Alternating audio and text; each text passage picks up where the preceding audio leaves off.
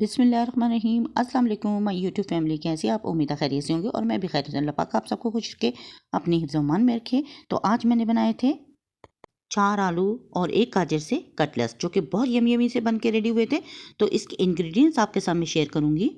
यहाँ पे मैंने 4 आलू लिए थे जिनकी मैं कटिंग कर लिया था। 1 गाजर था, उसको भी मैंने कटिंग कर लिया था। और 4 टेबलस्पून इसमें कॉर्नफ्लोर था, 1 अंडा था, 1 प्याज था और थोड़ा सा धनिया और सब्ज़ मिर्चें थीं। आलू और गाजर को मैंने बॉयल कर लिया था और आप इन दोनों चीज़ों को अच्छी तरह से बॉयल कर लें ताकि ये गल जाएं। और फिर मैंने एक बोल में इनको डाल लिया था और ठंडा कर लिया था। और इसके बाद फिर मैंने इन दोनों चीज़ों को अच्छी तरह से मैशर से मैश कर लिया था। और यकीन मानिए ये हमारे कटलेट्स, टिक्की कह सकते हैं, कबाब कह सकते हैं, बहुत यमी यमी से और ज़बरदस्त से बन के रेडी हुए थे। तो आप इनको ज़रूर बनाकर ट्राई कीजिएगा।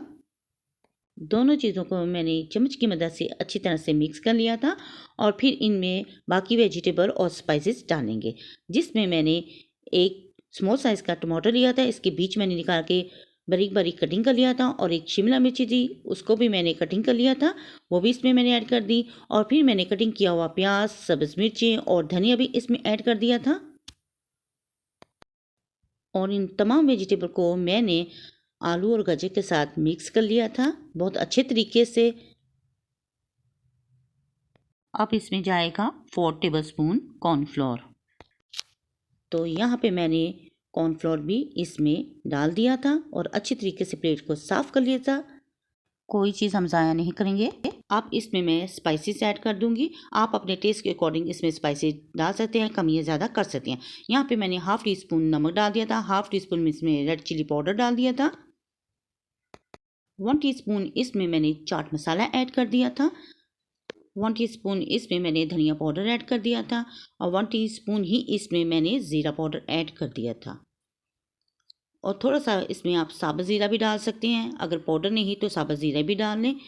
फिर इसमें 1 टीस्पून ही मैंने कसूरी मेथी ऐड कर दी थी। और तमाम चीज़ें ऐड करने के बाद मैंने इसको चम्मच की मदद से अच्छी तरह से मिक्स कर लिया था। फिर मैंने एक प्लेट ली थी और उसमें एक एग तोड़ के मैंने डाल लिया था और इसको फोक की मदद से अच्छी तरह से फेंट लिया था। और वो अंडा भी मैंने फेंट के इसमें ऐड कर दिया था। तमाम स्टेप को फॉलो कीजिएगा, कोई स्टेप छोड़िएगा नहीं। तो ये बहुत यमी यमी से बन के कबाब रेडी हुए थे हमारे। तो अब मैंने इनको अच्छी तरह से चम्मच की मदद से मिक्स कर लिया था। इतना इनको मिक्स करेंगे कि ये आपस में चिपक जाएं और ज़बरदस्त सी एक डो बन के हमारी रेडी हो जाए, ताकि टिक्कियाँ बनाने में कोई मुश्किल ना हो। और तमाम चीज़ों को मिक्स करने के बाद एक ज़बरदस्त सी डो हमारी रेडी हो जाएगी। और फिर इनके मैं कबाब रेडी कर लूँगी, टिक्कियाँ रेडी कर लूँगी। किसी भी शेप में आप इनको बना सकते हैं ताकि ये आपस में बहुत आसानी से जुड़ जाएंगे। अगर आप इनको थोड़ी देर के लिए स्टे देना चाहती हैं तो 20 से 25 मिनट का आप इनको स्टे दे सकते हैं। और ये हमारी डो बन के बिल्कुल रेडी हो चुकी है। फिर मैंने फ्लेम को ऑन कर लिया था, अंदर ऑयल डाल के उसको गर्म कर लिया था और फिर मैंने 1 बाय 1 करके ये कबाब रेडी कर लिए थे, ये टिक्कियाँ रेडी कर ली थी। आप किसी भी शेप में इनको बना सकते हैं।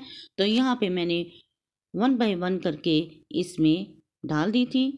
तो ये बहुत मज़ेदार बन के रेडी हुई थी। तो आप देख सकते हैं, एक तो मैं डाल चुकी हूँ, इस तरह मैंने दूसरी भी डाल दी और लो फ्लेम पे ही मैंने इनको कुक किया। ना मैंने ब्रेड क्रम्स लगाए, ना ऊपर इसके अंडे की कोटिंग की और ना ही इसमें मैदे की मैंने कोटिंग की।